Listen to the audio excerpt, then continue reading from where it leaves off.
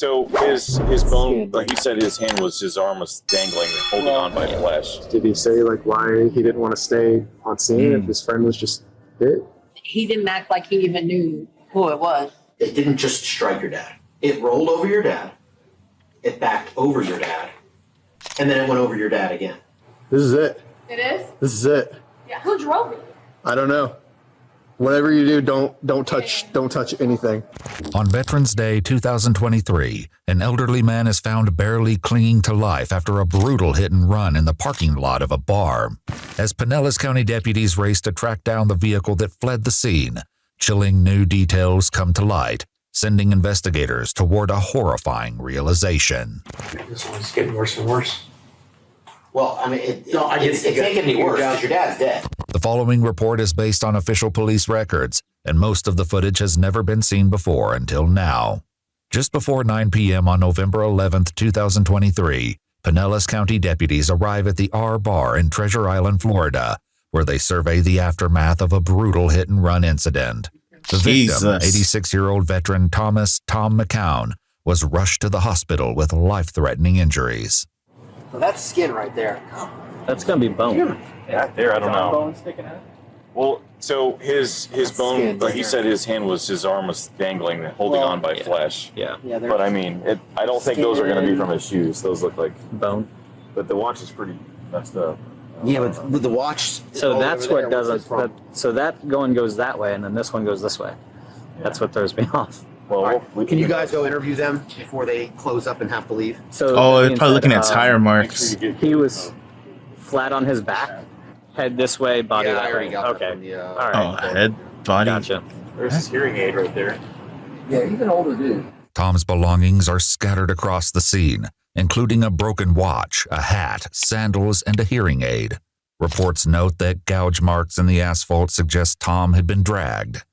Witnesses claim to see a vehicle, possibly a black pickup truck, leaving the scene. The key fob to a Ram was found among Tom's belongings, but the truck was nowhere to be found. Deputies head inside to speak with bar employees, who explained Tom had not been alone in the bar that night. This guy is the guy that they were saying it was with him. I know it's the back of him, but They both had the same shirts on. They just came. They were celebrating vets at the Legion before they came here. They said they just left the Legion. Okay. The image shown to deputies depicts a white male wearing a white long-sleeve shirt, blue shorts, and brown sandals. He appears to have dark-colored hair and a balding head, but the photo was taken from behind, showing only his back. The bartender who served the two men shares critical information with deputies. Tom, I believe, has a residence here because he's here for 5-6 months every year. Okay.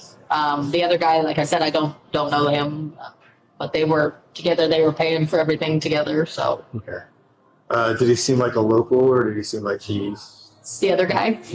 I mean, he didn't have like a real hard accent or anything. I mean, I don't know if he was a snowbird too, but he seemed pretty familiar. As deputies continue to gather details at the scene, one heads to the hospital to meet with Tom's son, 61-year-old Mark McCown, who's just learned that his father did not survive the incident. We've been out all afternoon. What time did you get here today? We got in about 11:30 this morning.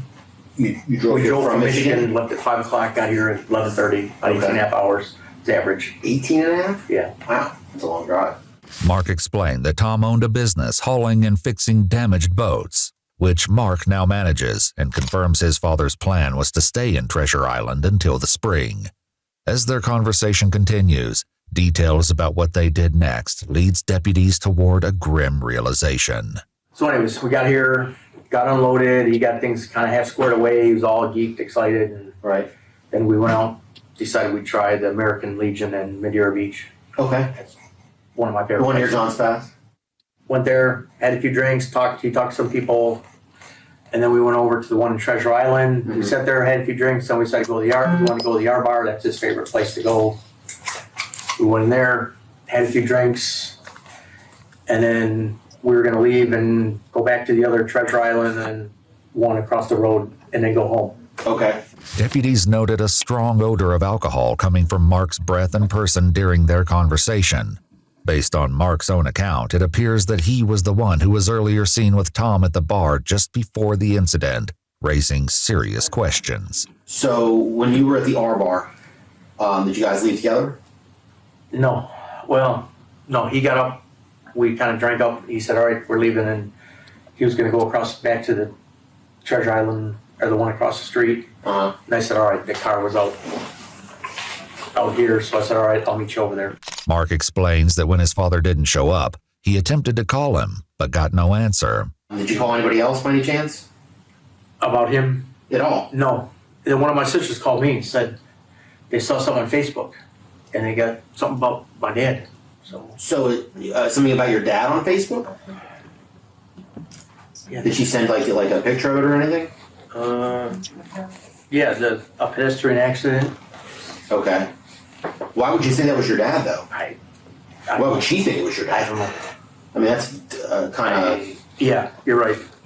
Mark continues explaining what happened after he left the bar without his father. I drove around over across the street, waited, didn't see him. I walked in, didn't see him, so I started calling, and I'm wondering what. Then I started to come back, and then there was police, and someone said, hey, get out of here, there's a crime scene. Right. You didn't think anything of it? I didn't know, so I thought, okay, I left. I drove back to the condo, looking maybe he started going that way. Right. He didn't. What were you, is this what you wore to the bar tonight? I had a white shirt on. I actually took it off because it was long sleeve, I was hot. Oh, okay. It's laying on a table at the condo. Right. If you want to take me back, you can welcome to see it. Right. In the truck, it's there. Okay. Key. So my sister called an Uber, said, here, I'm calling an Uber. Why did she call you an Uber? You had the truck there. She said, why don't you take an Uber to the hospital? Okay. Mark provides the address for his father's residence at the Sunset Cove condominiums, where deputies locate Tom's black Ram pickup I don't really truck. like chili on my hot dogs. This is it. It is? This is it. Yeah. Who drove it? I don't know. Whatever you do, don't touch anything. And what's this back here? It's gotta be the son. He's the only one who had access to it. Damn, look at that. That would make sense on why So he know didn't that sing. he hit something else. And this is recent because Yeah, look there's at that. scuff all the way. Even the bumper. Yeah. Damn. And right here. A closer look at the truck revealed splatter on the driver's side tire and wheel consistent with blood and what appears to be human tissue hanging from the front axle. After learning of the gruesome discovery, the deputy confronts Mark. They went to the condo and they looked at the truck. And There's there's splatter on the concerning things wheels. underneath the truck. On the truck. Yeah? Yeah. Okay. You have any idea what I'm talking about? No. Not a clue? Not a clue. All right. So, Because Yeah, as far as I know, I don't think he went to the truck at all from the R bar. no, well, I'm not talking about in the truck. I'm talking about underneath the truck. Yeah. So you know how your dad was killed, right? They said he was hit. Yeah, he was hit by a vehicle. And one of the witnesses that we have from the scene said it was a black truck. Oh. You don't know anything about that? It wasn't me. It wasn't. Wasn't you? Okay. I'm sure. So that your dad's truck Yep. has remains underneath it. Blood, skin, things of that nature. What? No. I know that you're telling me no, but I'm telling you that that's what we found on the truck. Okay, and you went and told me that nobody else has access to that vehicle. Yeah. Okay, so you don't know anything about how that got there? No. Okay, your whole demeanor has changed now. Do you recognize that? No. But I mean, I'm a little taken aback that you're saying there's stuff on the truck. Right. Do you His think that foot maybe you is were moving. intoxicated when you were driving away from there? You've been out drinking all day? I had a few. Yeah. But More than normal? probably a little more. And Deputies were able to obtain surveillance footage from the parking lot. At approximately 8:28 p.m., a man presumed to be Mark exits the bar first and enters the driver's side of the truck. The second male, presumed to be Tom, exits next and walks slowly toward the vehicle. For unknown reasons, Tom appears to fall down in front of the truck as the headlights go on and is seen lying directly in front of the truck wheels. The vehicle moves forward and appears to jump up and down, consistent with running someone over. As the deputy describes what they saw next, the conversation with Mark takes a dark turn. that's what happened. A vehicle leaving the parking lot, and what we think is that vehicle struck your dad. Okay? But the problem that I have is it didn't just strike your dad. Okay? It rolled over your dad, it backed over your dad, and then it went over your dad again. That's the problem that I have. No way I could have. No way. I'm telling you that that's happened Say no way it could right have. before I came here. There's What? no way I could have done that. Before questioning continues, the deputy reads Mark his Miranda rights. I mean, am I under arrest? You're being questioned right now. Okay? Yeah, Now, obviously. free to go. I can't believe I did. I'm going away. So I guess Really? I got one. Do you want to continue with the interview? What do you mean continue? Well, I'm going to continue to ask you questions. I advised you of your rights, okay? So you said you understood your rights. My question to you is, do you want to continue with this interview? You mean Continue answering questions. get a lawyer? I'm asking you if that's what you want. He's trying to ask him without saying lawyer. My best judgment says get a lawyer, but I Man, that cop is good. He's like, I'm asking One you. way or another, okay? Do you want to answer questions? I did. Just like a bad nightmare. Yeah. So my sergeant gave me some more information, okay? And what he said to me was that He's your getting them. vehicle, He's doing that it. truck, your dad's vehicle, He's doing it. actually comes back to the scene more than once. Earlier in the investigation, 2 witnesses reported that the man with Tom, now presumed to be Mark, returned to the scene multiple times on foot after the incident. On one occasion, a witness claimed to have directly confronted him. She goes, "You drive a black GMC pickup truck." And he looked at her and he said, "No." And she looked at me dead in the face and she said, "I stared at him through his windshield. I know that's the guy driving the car." That's what the cop said. That's what the lady who called the cops said. Okay. Did he say like why he didn't want to stay on scene if his friend was just hit? They didn't. He didn't act like he even knew who it was. Still, Mark insists he has no memory of the event. This one's getting worse and worse. Well, I mean, it can't get any worse because your dad's dead. I mean, that's as bad as it can get, you know?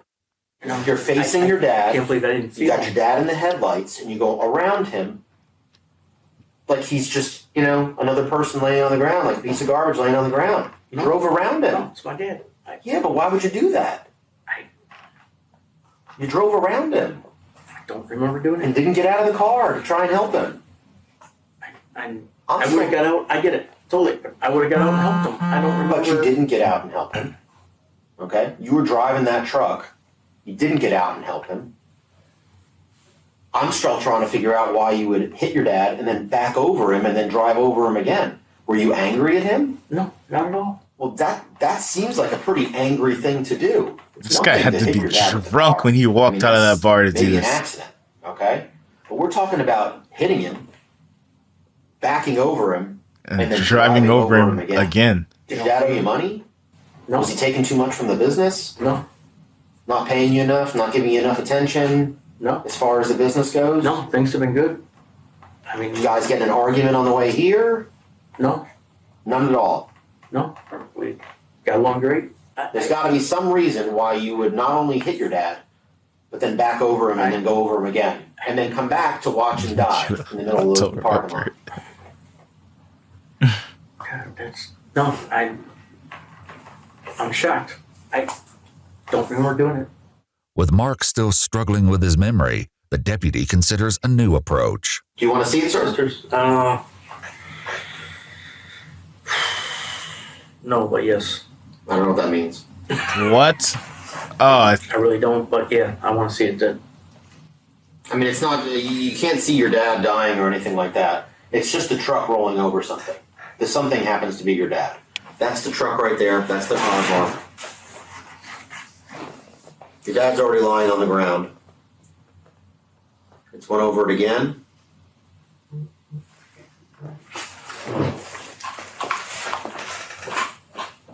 That's him? That's you backing, somebody backing over your dad. See how the truck jumped a little bit? I do not remember that at all. I don't remember Doesn't driving around with remember I was stopped doing and it. trying to help him. I get it. I know where you're coming from and I understand. I don't know. I do have one question. Yes, ma'am. This might sound like a random question, just humor me. Do you know what your resting heart rate is normally? The reason I ask is You wouldn't know your that at all. watch, as soon as we started talking about all this, your heart rate jumped up about 20 to 30 beats per minute. Did it? I'm shocked. I'm It blown looks like away. you're 141 right now. That's pretty high. That's about where he's been. That's But where I was when it last comes to- Yeah. I was at Dr. Wayne last week and I was 142 over. And that's That's your just blood pressure. that's your heart rate. That's your so blood pressure. This is your pressure. Yeah. You jumped up to 169 Wow. as I was watching the watch. It just peaked. Oh, he knows. Oh no, they got him on the lie detector. He put the lie I'm blown away detector that I did in. it. I can't believe I did it. No. I truly can't. Having heard enough, the deputies place him under arrest and No! inform him that they will be conducting a forced blood draw to determine his blood He's alcohol wearing the content. watch. As part of the investigation, the truck's sensors were tested. While lying flat on the ground, the sensors remained inactive, but when movement was detected, a loud tone signaled an obstruction. The rear camera was also deemed to be fully functional. Inside the truck, investigators found CBD gummies with a few missing from the container, as well as something else of interest tucked in the rear passenger seat pocket. I got a bottle of liquor. Bottle of what? I got a little, 50 milliliter bottle of liquor. Little shooter. No, a little bigger than that, like a brown bag. Is it full right now? Nope, it's like half. Mark's blood alcohol level tested at .039, though his blood wasn't drawn until after his arrest, approximately 5 hours after the initial incident occurred. He was Investigators toasted. ultimately concluded that Mark left the scene of the crash, and impairment was a factor. However, it remains unclear whether he intentionally actually? struck his father with the truck. A later Mine? autopsy of 86-year-old Thomas McCown ultimately ruled the cause of death as blunt trauma, and the manner of death was accidental. I know you're lying, but 61-year-old Mark McCown I do was wanna officially know. charged with leaving the scene of a crash involving death and was released from jail on a $50,000 still says bond. out for delivery. The following April, he entered a plea of not guilty. In exchange for a plea deal, he later changed his plea to guilty and was sentenced to 10 years of probation. He was also ordered to And you can undergo buy a it on substance Amazon, abuse so you evaluation, know. and his driver's license was revoked for a period of 3 years.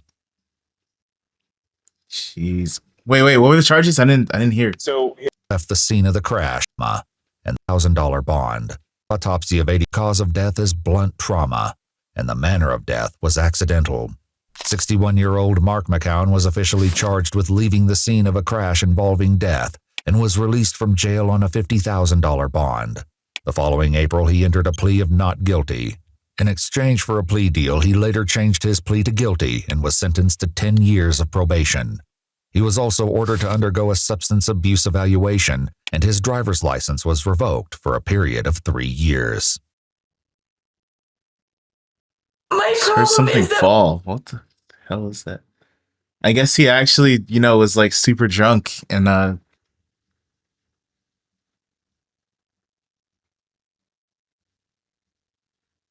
don't know what that loud boom was. He was super drunk and ran over his dad multiple times without even knowing. That is insane.